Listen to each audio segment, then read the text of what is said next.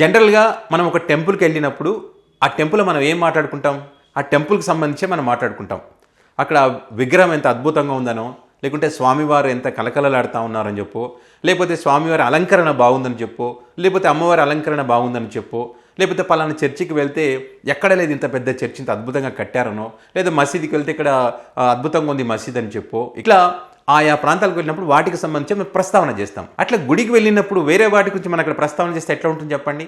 పలానా ఎవరో ఇద్దరు కలిసి సహజీవనం చేస్తూ ఉన్నారంట, పలానా వాళ్ళ అమ్మాయి అబ్బాయి ఇట్లా లేచిపోయారంట చెప్పి ఈ ప్రస్తావన అక్కడ చేస్తే ఎంత గలీజ్గా ఉంటుంది చెప్పండి. చాలా దారుణంగా ఉంటుంది, చెయ్యకూడదు కూడా. ఇప్పుడు తెలుగు సినిమా ఇండస్ట్రీలో అదే రకంగా చేస్తూ ఉన్నారు. ఆ ప్రీ రిలీజ్ ఈవెంట్లు కానీ సక్సెస్ మీట్లు కానీ ఇవి జరిగినప్పుడు ఆ సినిమాకి సంబంధించినటువంటి ప్రస్తావన తీసుకురావాలి. ఆ సినిమా కోసం ఎంత కష్టపడ్డాం, హీరో ఎంత కష్టపడ్డాడు, స్టోరీ ఏంటి, దేని బేస్ చేసుకొని తీస్తున్నామనే అంశాలను కూడా ప్రస్తావించాలి. దానికి సంబంధించి ప్రస్తావన చేయకుండా నువ్వు ఏ ఈవెంట్ అయినా చూడండి, ఈ మధ్యకాలంలో జగన్ గారిని తిట్టడమే ఒక టార్గెట్ పెట్టుకొని ఆ ఈవెంట్లు చేస్తూ ఉన్నారు. అసలు జగన్ గారి ప్రస్తావన అవసరమే లేదు, కానీ ఈవెంట్లు చేస్తూ ఉన్నారు, అక్కడ తిడుతూ ఉన్నారు. ఎందుకంటే తమకు నచ్చినటువంటి వాళ్ళు అధికారులు ఉన్నారు, వాళ్ళని ఆకాశానికి ఎత్తాలంటే జగన్ తిట్టాలి. సో అట్లా జగన్ని తిట్టి చేతులు ఆ సినిమాని నాశనం చేస్తూ ఉన్నారు. జగన్ గారిని తిట్టినటువంటి ఈ ఈవెంట్లు సినిమాలు ఏవైతున్నాయో ఇవి నాశనం అయిపోయినాయి, మనం చూసాం. కొన్ని సినిమా ఈవెంట్లనేమో జగన్ గారి ప్రస్తావన చేయాల్సినటువంటి అవసరం ఉన్నప్పటికీ కూడా చెయ్యకుండా దాచేస్తూ ఉన్నారు. For example Thandel cinema pre release ఈవెంట్కి సంబంధించి ఆ సినిమా దేని బేస్ చేసుకొని తీస్తున్నారనేటువంటి విషయం అందరికీ తెలుసు, కానీ ఆ ఈవెంట్లో జగన్ గారి ప్రస్తావన లేకుండా ఆ ప్రీ రిలీజ్ ఈవెంట్ చేశారు. అంటే అరచేతిని అడ్డం పెట్టి సూర్యుని ఆపగలడు ఎవడైనా? ఆపడం సాధ్యం అవుతుందా? సాధ్యం కాదు. మరి నిజాన్ని దాచేస్తా అంటే నిజం దాగేటువంటి అవకాశం ఉంటుందా? ఒకరోజు ఆలస్యమైనా సరే నిజం అనేటువంటిది, మామూలుగా పెద్దలు అంటారు కదా, నిజం నిలకడగా బయటపడుతుందని చెప్పి. ఆల్రెడీ ఆ నిజం అనేటువంటిది అందరికీ తెలుసు. ఈ తండేల్ స్టోరీకి సంబంధించి సినిమా మొదలుపెట్టినప్పుడే ఇది జగన్ గారి ప్రస్తావన ఉంది ఇక్కడ ఈ సినిమాలో, ఏదైతే జగన్ గారి హయాంలో జరిగినటువంటి అంశాలు ఈ సినిమాలో ఉన్నాయని చెప్పి చాలామందికి తెలుసు. దానికి సంబంధించి మన ఛానల్లో కూడా ఒక వీడియో కూడా ఉంటుంది.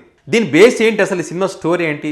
జాలర్లకు సంబంధించి, చేపలు పెట్టే వాళ్ళకి సంబంధించిన సినిమా. ఒక 22 మంది గుజరాత్ ఆ ప్రాంతంలో చేపలు పెడుతూ పాకిస్తాన్లోకి వెళ్తే అక్కడ 1.5 సంవత్సరం, ఒకరోజు కాదు 2 రోజులు కాదు 1.5 సంవత్సరం అక్కడ ఉండి అసలు మళ్ళీ తిరిగి భారతదేశానికి వస్తామో లేదో, తమ పిల్లల్ని చూస్తామో చూడమో, నరక యాతన అనుభవించినటువంటి పరిస్థితి వాళ్ళే స్వయంగా చెప్పారు. నరక యాతన అనుభవించారు.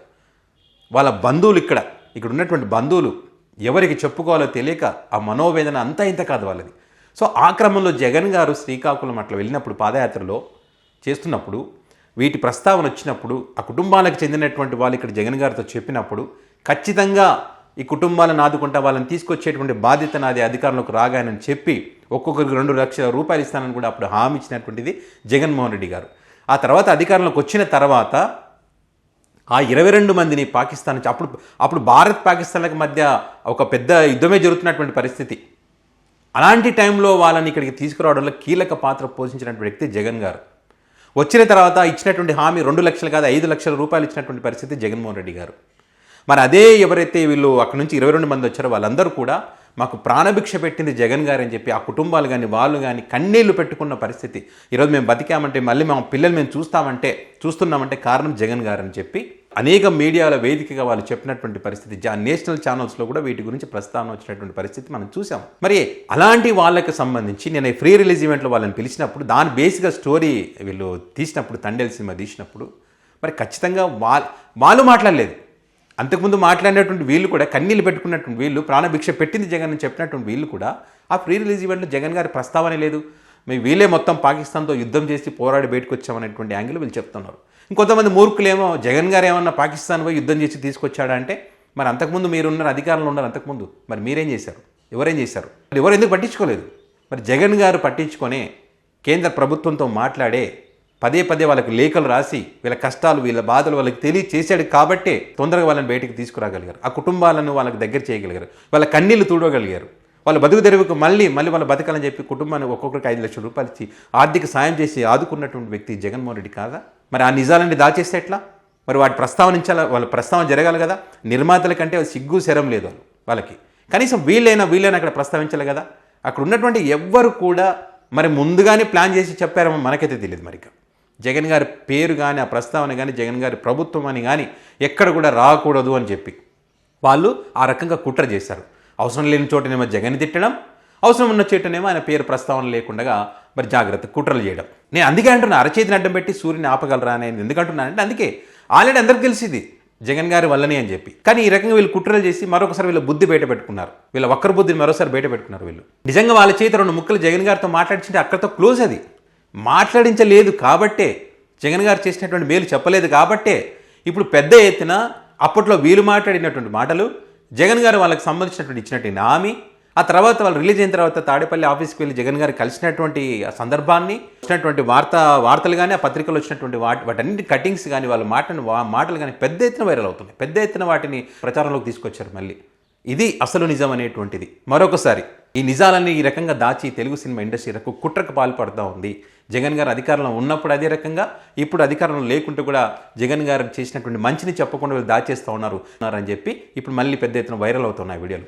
అంటే ఇక్కడ నిజాన్ని ఎవడైనా దాచగలిగారా? నిజాన్ని ఎవడైనా ఆపగలిగారా?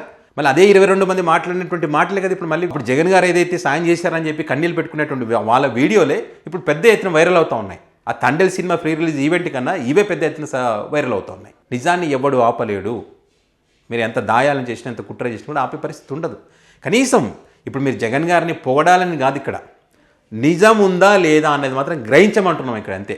అది చంద్రబాబు నాయుడు గారు చేసినా, ఇంకో ప్రభుత్వం చేసినా, ఇక్కడ రేవంత్ రెడ్డి గారు చేసినా, ఎవరు చేసినా కూడా ఆ నిజాన్ని దయచేసి ఆ నిజాన్ని అనగదొక్కాలని చూసి మోసం చేసి కుట్రలు చేసి ఈ రకంగా చేయకండి. చేయడం వల్ల తెలుగు సినిమా ఇండస్ట్రీ పైన, మీ పైన, హీరోల పైన కొంతమంది అభిమానులు విరక్తి పుట్టేటువంటి పరిస్థితి వచ్చింది. ఈరోజు కొన్ని సినిమాలు నష్టపోతున్నాయంటే అదే కారణం, వాళ్ళ మీద విరక్తి పుడుతుంది. మీరు చేసేటువంటి పనుల వల్ల, మీరు చేసేటువంటి రాజకీయం వల్ల తప్పుల మీద తప్పులు చేసి సినిమా ఇండస్ట్రీని నాశనం చేస్తూ ఉన్నారు.